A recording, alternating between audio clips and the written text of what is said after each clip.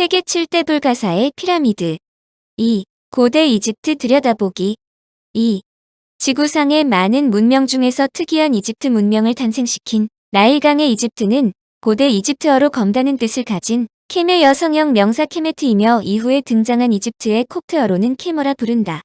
이는 이집트에서 나일강이 범람하게 되면 상류에서 기름진 토양이 쓸려 내려왔는데 이 토양의 색이 검은색이기 때문이다. 일반적으로 이집트를 애급이라고도 부르는데 이는 로마에서 이집트를 부르던 호칭인 아이깁투스의 한자 음자 표기다. 세계 4대 문명 중 하나인 고대 이집트 문명이 나일강 연변에서 탄생한 것은 나일강이 매년 정기적으로 범람하기 때문이다. 세계에서 제일 긴 강으로 알려진 나일강은 에티오피아에서 발원하는 청나일과 우간다의 빅토리아호에서 시작하는 백나일이 카르툼에서 합류하여 본류를 이룬다. 나일강의 본류는 대사막을 달려서 하 이집트의 부채살과 같은 삼각주 지역을 거쳐 지중해로 빠져나가는데 총 길이가 6,400km에 달한다. 이집트는 상하로 나뉘는데 나일강의 물줄기를 따라 상이집트는 제1폭포로부터 멤피스에 이르는 구역으로 넓고 급격한 형태의 폭포가 있는 건조지대에 위치한다. 상이집트에서 남쪽으로 누비아 지방에 이르는 구역을 다시 북부의 와하트와 남부의 쿠시 즉 현재의 수단으로 나누기도 한다. 반면에 하 이집트는 멤피스로부터 지중해에 이르는 구역으로 비옥한 델타 지역으로 지중해성 기후다. 특히 이집트는 사막으로 둘러싸여 있으므로 오랜 동안 외국과 전혀 교류가 없었다.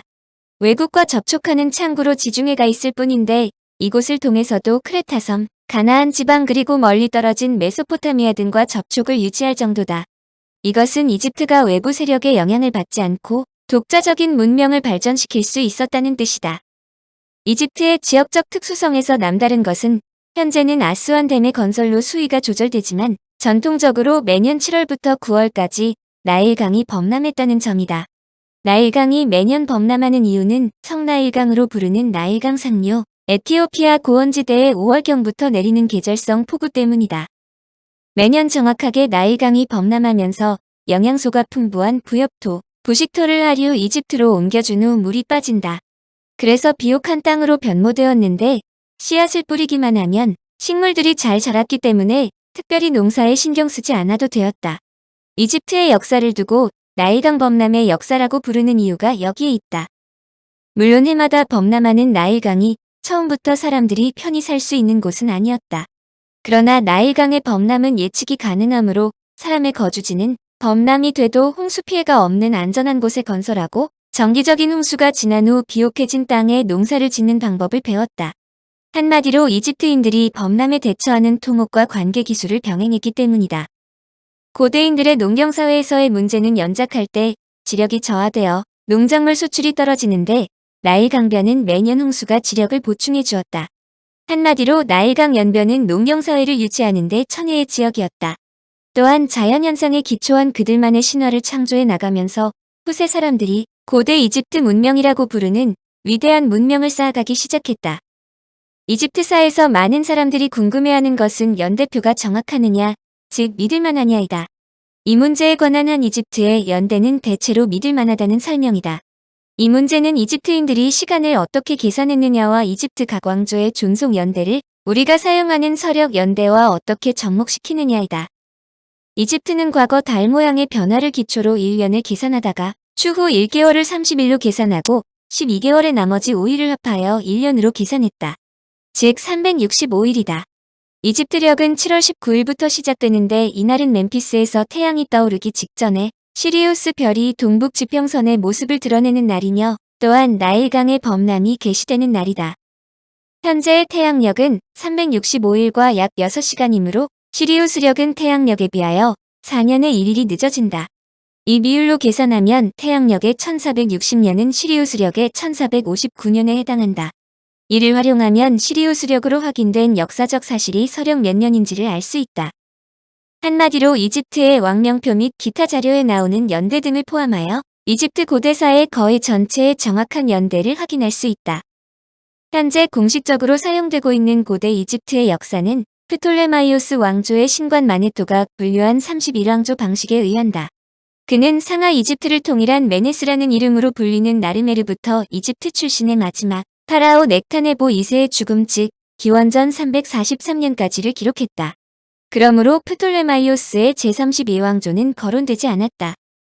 마네토가 기술한 이집트 역사는 그가 태어나기 2700년 전부터의 이야기이므로 정확하지 않다는 지적도 많이 있지만 그의 분류에 의하면 고대 이집트의 통일 왕조를 크게 세 시기로 나누었다.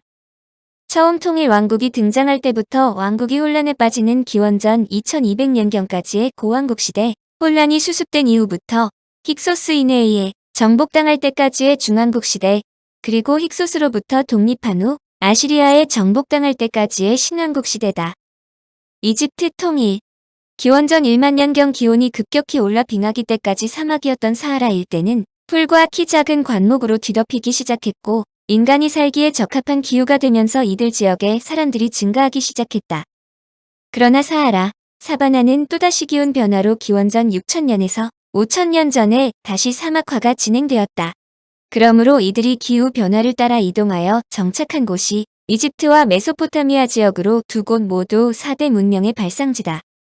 놀라운 것은 2016년 카이로에서 남쪽으로 약 450km 거리의 나일강 유역 수아그 지방에서 기원전 5316년경 무려 7300년 전으로 추정되는 고대 도시와 고분이 발견되었다고 발표되었다는 점이다. 여하튼 기원전 4400년경의 초기 문명 유물들이 나일 계곡에서 발견되는데 놀라운 것은 대규모 원정을 암시하는 정복자의 기념물, 귀족의 것으로 보이는 화장용 팔레트, 무기 등이 등장한다. 이 시기를 나카다 문화라고 부르며 후대의 이집트의 간판 스타인, 이집트 상형문자의 전신으로 보이는 원시적인 기호들이 등장하기 시작한다. 대체로 이 시기를 기원전 3500년으로 추산한다.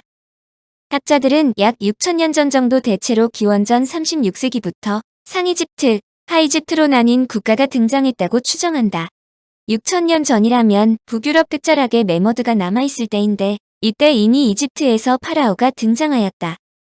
이집트는 통일 직전까지 크게 상하 이집트의 두 왕국이 존재했으며 왕국 안에는 30여 개의 도시국가들이 자치를 누리며 살았는데 이를 나르메르가 통일하여 제1왕조를 세웠다. 기원전 3200년경의 일이다.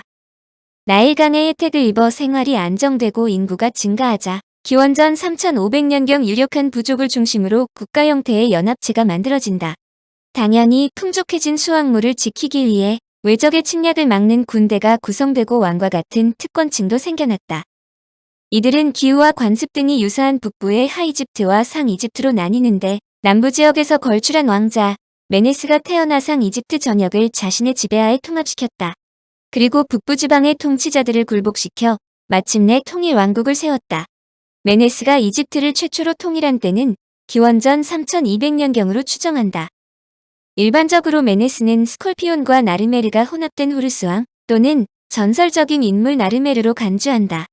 나르메르는 통일 제1왕조와 제2왕조의 왕들의 묘지 안에 최초로 기념묘를 세운 통치자로 알려져 있으며 그리스어로 히에라콘폴리스로 불리는 네켄에서 발견된 유명한 팔레트에는 그가 상하 이집트를 통합했다는 중요한 그림이 그려져 있다.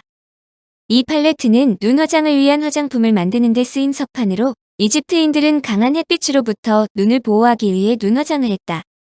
팔레트 뒷면에는 상 이집트의 왕관을 쓴 메네스 또는 나르메르가 철퇴로 적의 머리를 내리치는 장면이 그려져 있다. 반면에 앞면에는 나르메르가 하이집트의 통치자임을 뜻하는 붉은색 왕관을 쓰고 있다. 그 밑에는 S자 모양으로 서로 목을 꼬고 있는 암사자 두 마리가 있는데 이는 상하 이집트가 통합되었다는 것을 의미한다. 나르메르가 메네스이든 아니든 메네스는 상 이집트와 하 이집트의 국경이자 전략적 요충지인 델타의 하단에 수도를 정하고 이름을 멤피스라고 했다. 멤피스는 백색의 벽이란 뜻이며 그곳은 죽음과 소생의 비밀을 관장하는 오시리스 신이 묻힌 곳이다. 메네스는 상 이집트의 백색 왕관과 하 이집트의 붉은색 왕관을 합친 이중 왕관을 사용했으며 왕을 파라오라고 불렸다. 메네스의 아들이 멤피스에 궁전을 세우면서 위대한 거처인 페르아라고 명명했는데 파라오는 바로 페르아에서 파생되었다고 알려진다. 메네스는 이집트 전역에 제방을 세우고 운하를 팠다고 알려진다. 메네스가 사망한 후 첫 두 왕조는 계속 그의 유지를 이어나갔고 제2왕조 마렵 이집트는 완전히 체계가 잡힌 부유한 통일왕국으로 발돋움한다. 그런데 또 다른 자료에는 왕조 창시기에 나르메르와 아하이아는 두 왕이 등장한다. 그러므로 학자들은 메네스, 나르메르, 아하이를 동일 인물로 추정하지만 확실치 않다. 이들을 대체로 네메스로 통일하여 부르기도 하는데 학자들은 제1왕조를 창시한 메네스가 매우 걸출한 인물이라는 데 동의한다. 메네스가 타니스 출신이므로 이 시대를 타니스 시대라고도 한다. 통일 이후 약 1000년간을 고왕국 시대라고 부르는데 피라미드가 등장하지 않는 전기 500년의 제1, 제2왕조를 초기 왕조 즉 트리니트 왕국이라고 구분하기도 한다.